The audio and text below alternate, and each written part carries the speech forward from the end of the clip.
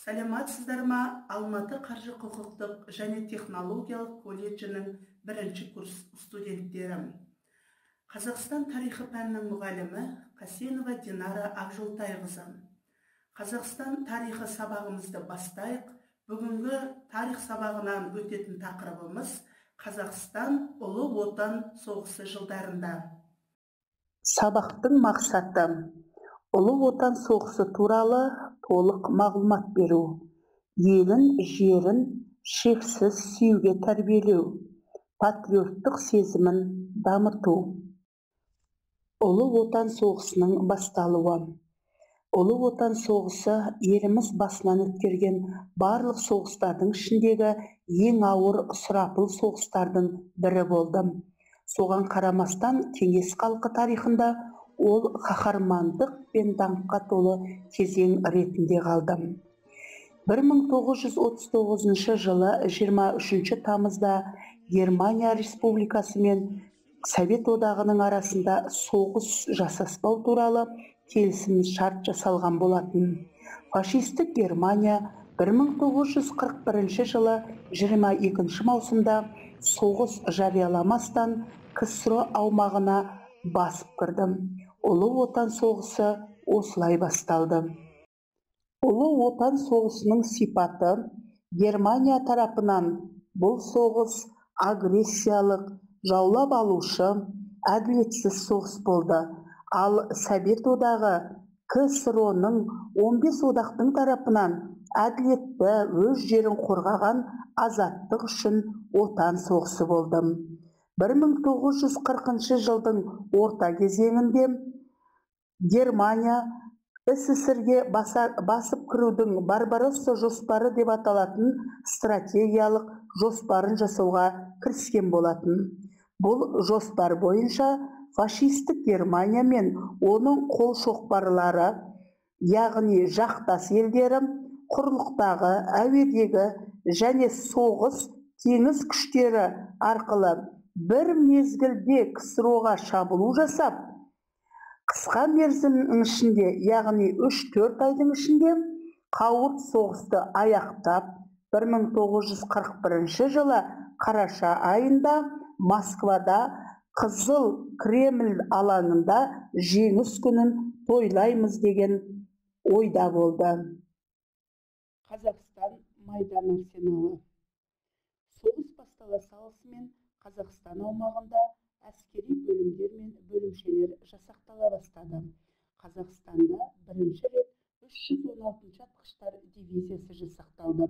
Командирі болып генерал-майор Панфилов қолбасшылық етті. Мәскеу түбіндегі шайқаста көрсеткен ерлігі үшін 8-ші гвардиялық болып қайта құрылды. Қызыл ту орденімен марапатталды. Рига қаласын азат етуге көмектескен үшін 2-ші дәрежелі Суворов орденімен марапатталды. Соғыс кезінде 14 атқыштар және атты әскер дивизиясы 6 бригада құрылып майданға жіберілді. Қазақстандық 36 жеке атқыштар бригадасы 30-дан астам ұлттан құрылды. Алматы, Жамбыл, Оңтүстік Қазақстан, Қырғызстаннан шақырылған жігіттермен 316 атқыштар дивизиясы құрылған. Оның командирі генерал-майор Панфилов болды. Армия қатарына 1.200.000-нан астам қазақстандық қатысты. Яғни әрбір 5-ші қазақстандық ұлы отан соғысына аттанды. Қазақстанда еңбек армиясы да құрылды. Қазақ КСР мен 700.000-нан астам шақырылды. Соғыс жылдары 27 әскери оқу орнынан 16.000 офицер даярланып шықты. 1941-1945 жылдары әскери оқу орындарынан 42.000-нан астам қазақстандық жіберілді. Біздің жүрегіміз темір емес, бірақ біздің кек отымызға қандай темірді болсын, ертіп күйдіріп жібере алады. Біздің үрейді жеңетін ең күшті қаруымыз бар. Ол отанға деген махаббат, отанға деген сүйіспеншілік. Бауыржан Момышұлы. Ұлы отан соғысының Қазақстандық батырларымыз. Бауыржан Момышұлы 1910 жылы Жамбыл облысының Жуалы ауданында Көлбастау елді мекенінде дүниеге келген. 1982 жылы 71 жасында дүниеден озды. Екінші дүниежүзілік соғыстың даңқты жауынгері, халық қаһарманы, қазақтың көрнекті жазушысы. Бауыржан 7 жылдық мектепті бітіргеннен кейін біраз уақыт мұғалім болған. Сонда жүргенде кезекті әскери міндетті өтеуге шақырылып, онда 1,5 жыл жүріп, запастағы командир атағын алдым. Туған ауылына қайтып оралған соң, біраз жыл қаржы мекемесінде қызмет істейді. Содан кейін Қызыл армия қатарына шақырылып, түрлі әскери бөлімдерде взвод, рота командирі болды. Ұлы Отан соғысы басталысымен-ақ генерал-майор Панфиловтың басшылығымен Алматы маңында жаңадан құрылған 316-шы атқыштар дивизиясының құрамына енді. Талғат Жақыпбекұлы Бегелдинов, авиация генерал-майоры, Кеңес одағының 2 мәрте батыры, шабуылшы, ұшқыш. Соғыс жылдары 200-ден астам жауынгерлік ұшу сапарынан шықты. Барыс орденінің иегері, Алтын жұлдыз медалының иегері, Кеңес алтын жұлдыз, КСРО Ленин орденінің иегері, Қызыл ту орденімен 2 мәрте марапатталған. Александр Невский орденімен марапатталған. 1-ші дәрежелі Ұлы Отан соғысы орденімен және 2-ші дәрежелі Ұлы Отан соғысы орденімен, 3-ші дәрежелі даңқ орденімен марапатталған қазақстандық батыр. Қазақстандық қос жұлдыз Әлия Молдағұлова, Кеңес одағының батыры, мерген. Мәншүк Мәметова, Кеңес одағының батыры, пулеметші. Майданға сұранған арызында былай деп жазған екен: майданға жіберетін адам отбасында болмаған соң, ағам да апам да жоқ, өзім барғым келеді. Соғысқа дейін Алматы қаласында мединституттың студенті болған екен. Небел қаласы үшін шайқаста ерлік жасады. Қолдарына қару алып аттанған қазақ қыздары Әлия мен Мәншүк Қазақстан даңқын әлемге паш етті. Оларға 1944 жылы Кеңес одағының батыры деген атақ берілді.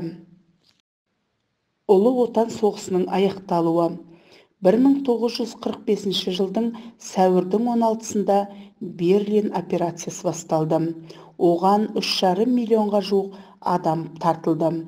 52 мың зеңбірек пен миномет, 7750 танк өздігінен жүретін зеңбірек, 10.800 ұрыс ұшағы қатысты.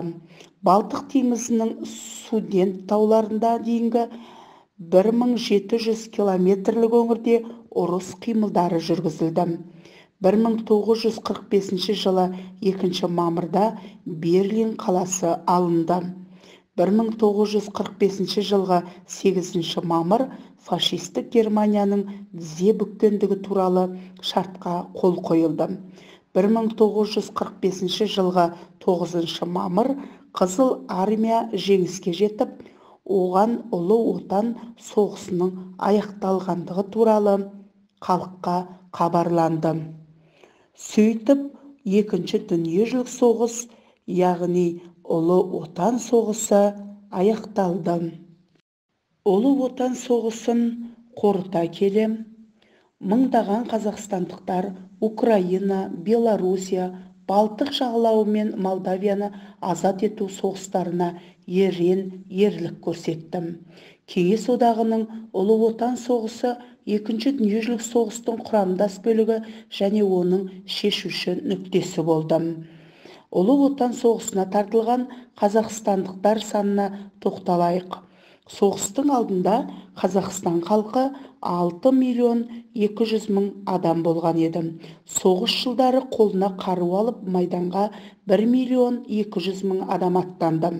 Ерліктері үшін 497 қазақстандыққа Кеңес одағының батыр атағы берілді.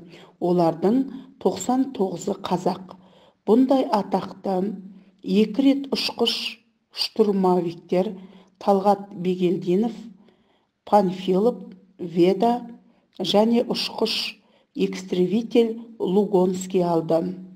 Пулеметші Маметова және Әлия Молдағұлова Кеңес одағының батыры және 110 қазақстандық даңқ орденінің 3 дәрежесіне ие болды. 410 мыңға жуық қазақстандық соғыстан оралмады. Ал жалпы КСРО бойынша 30 миллиондай адам шығынға ұшыраған екен. Яғни жалпы 15 одақтан 30 миллион адам қайтыс болды. Білім порталына бірнеше сұрақтар және үй тапсырмасы тест ілініп қойылды. Соған жауап береміз. Және үйге Ұлы Отан соғысы жылдарындағы менің өлкем деген тақырыпқа шығарма жазуға тапсырма беремін. Сау болыңыздар. Сабақ аяқталды.